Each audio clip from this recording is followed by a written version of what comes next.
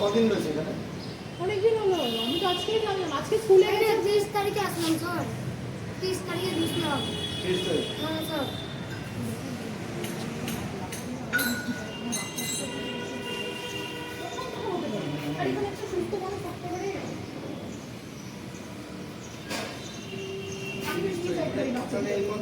খবর পাননি? আমাকে অনেকদিন ধরে বলছে স্কুলে যাই না। স্কুলে তো যাই কেন আমার ওটা হবে না তো আপনার চাইছো? আমি বাচ্চা লোকের আমি নিয়ে যাবো না ওদিকে। আমার শিলিগুড়ি এইদিকে এলাকা সব এইভাবে রয়েছে, কি বলবো এই ব্যাপারটা? আমার খালি একটু খালি ঘর হয়ে যায়, আমার বাচ্চা লোক থাকতে জায়গা। এই মাস্টার কমপ্লেক্সেই থাকো তোমরা বাচ্চা নিয়ে? হ্যাঁ দাদা। কি নাম তোমার? আমার নাম রিনা, রিনা কি? রিনা মল্লিক। কি চাইছো এখন? কি মানে কি বলবো? কি বলবো স্যার, আমাকে তো ভয় লাগতেছে। আমার এইদিকে ভালো লাগতেছে শিলিগুড়িতে, আমার এইদিকে জলম তলম সব মা বাপকে। আমাকে টেনশন স্যার। আমার কোন স্কুলে পড়ে বাচ্চা দুটো? হয়েছে স্কুলে ম্যামকে ক্লাসে হাজারপাড়া স্কুল, হাজারপাড়ে বড় গাছ আছে ওইদিকে।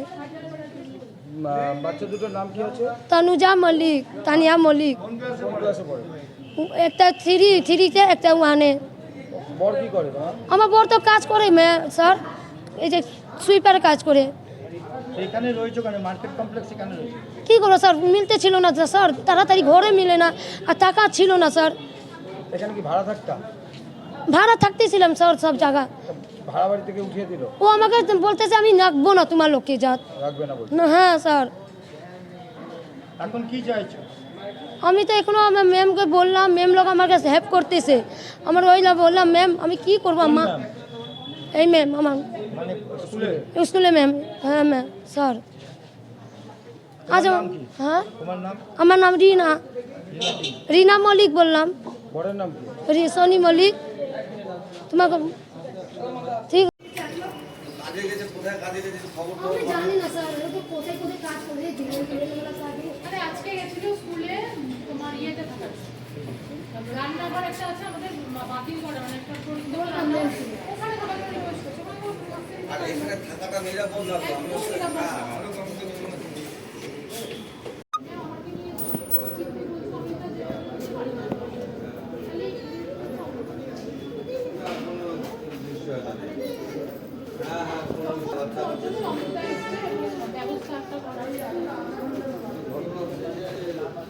আমরা এক্ষেত্রেও তো কুকুরও থাকতে পারে না তো। তো এখানে দুটো বাচ্চা আছে, এই এরিয়াটা তো জানেন, রাতে কোনো আলোর ব্যবস্থা নেই, যে কোনো সময় দুটো বাচ্চার অঘটন ঘটতে পারে। তার দায় কে নেবে? সমাজকে নিতে হবে, তাই না? তো আমার বক্তব্য যে বাচ্চা দুটো যদি একটু ব্যবস্থা হয়, থাকা খাওয়া। আমি সঙ্গে সঙ্গে অমিত থেকে ফোন করলাম তো। হ্যাঁ ওগুলো জানি তো বাবা, বেশি করেই তো হবে প্রোটোকলে আটকায় তো ওগুলো। তাহলে কি ঠিক আছে?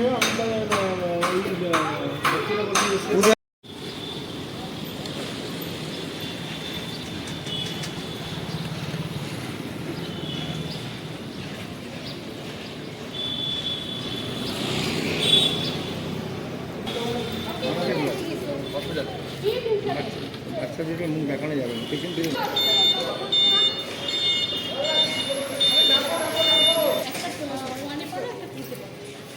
গাড়িটা বের করুন।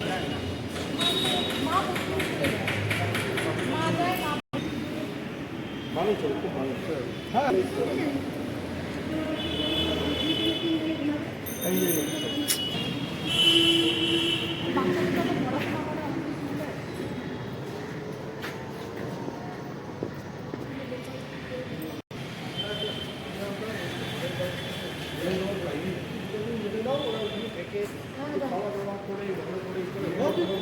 দাদা সব ব্যবস্থা করে। তোর এখানে কেউ নাই যে বরকে খবর দিতে পারবি যে মেয়েটা কোথায়? আরেকটা মেয়ে কোথায়? আমি হলো হায়দারপাড়া বেসিক স্কুলের টিচার সুনন্দা দত্ত। তো আমার স্কুলে এই দুটো বাচ্চা পড়ে, একজন হচ্ছে ক্লাস 1-এ পড়ে আর একজন ক্লাস 3-তে পড়ে। এদের থাকার কোনো ব্যবস্থা নেই।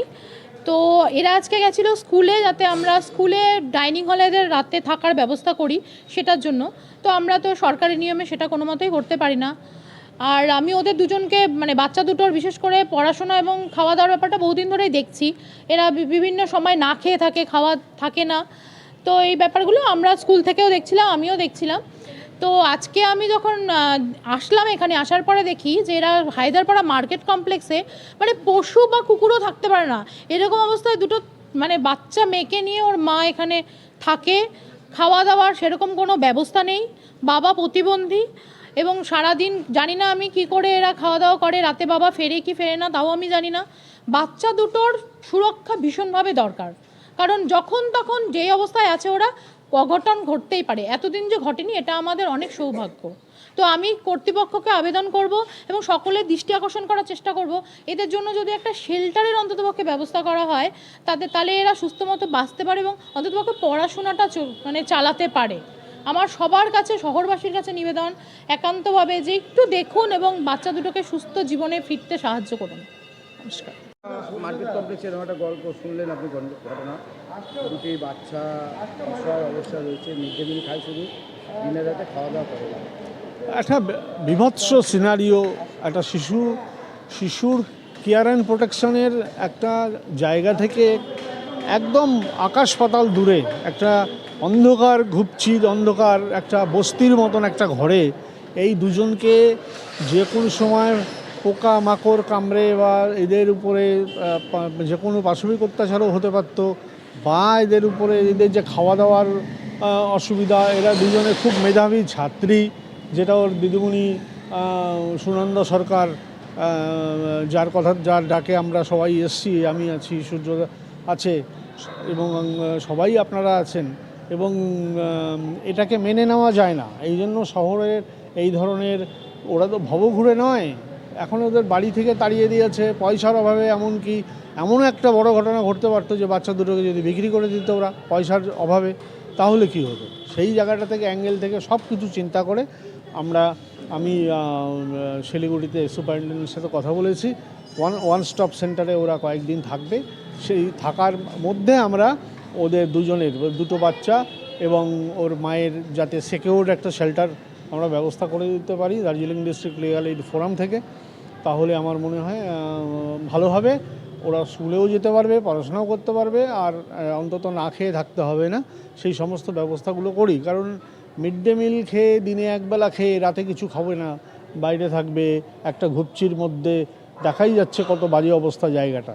সেখানে দুটো এই ধরনের মানে শিশু কত হবে, একজন 1 একজন 3, মানে প্রায় বিলো 10 ইয়ার্স। তো বিলো 10 ইয়ার্সের বাচ্চাদের জন্য আমরা অনেক কিছু বলি, কিন্তু এইখানে এখন যেহেতু পাওয়া গেছে এই জিনিসটাকে, সেই জন্য এটাকে আমরা ভালো করে নার্চারিং করে ওদের সুস্থ করে ভালো মতন খাওয়া পড়া এগুলোর ব্যবস্থা যদি আমরা Darjeeling district legal aid forum এবং সাথে আরও যারা আছে সবাইকে নিয়ে আমরা যদি এটা করতে পারি, তাহলে এটা বেস্ট এফার্ট, বেস্ট ওয়ার্ক আশা করি হবে। এই জন্য আমি দৌড়ে এসেছি Darjeeling district legal aid forum থেকে। সূর্যদার ফোন করেছিল। এখন সাংবাদিকরাও সামাজিক কাজের সঙ্গে যুক্ত, তারাও প্রচুর কাজ করছে, আমাকে ডাকলো, আমিও ছিলাম সময় মতো, সেই জন্য আমি এসে এটা এখন যাতে রেস্কিউ করে ওদের রিহ্যাবিলিটেশনের প্রপার ম্যানেজ একটা করে দেওয়া যায়। প্রশাসনে এসছে, ডাকার সাথে সাথেই এসছে। আসল কথা, সবাই শিলিগুড়িতে আমাদের এই কর্মকাণ্ডের সঙ্গে যুক্ত বলে এটা সম্ভব হচ্ছে। শুধু একটু খবরটা দরকার, বাকি ব্যবস্থা সাথে সাথেই হয়ে যাওয়ার কথা। এখানে 5-10 মিনিটের মধ্যেই সাধারণভাবে ব্যবস্থা হয়ে গেছে, কিন্তু এরা যাতে ফার্দার রিহ্যাবিলিটেশনটা পায় এবং অ্যাক্সেস টু সোসাইটি, তাহলে পরে কিন্তু সমাজে মূল স্রোতে ওরা থেকে মেধাবী হলে আরও বড় কিছু একটা হওয়ার সম্ভাবনা থাকবে। Amit Sarkar, president, Darjeeling district legal aid forum.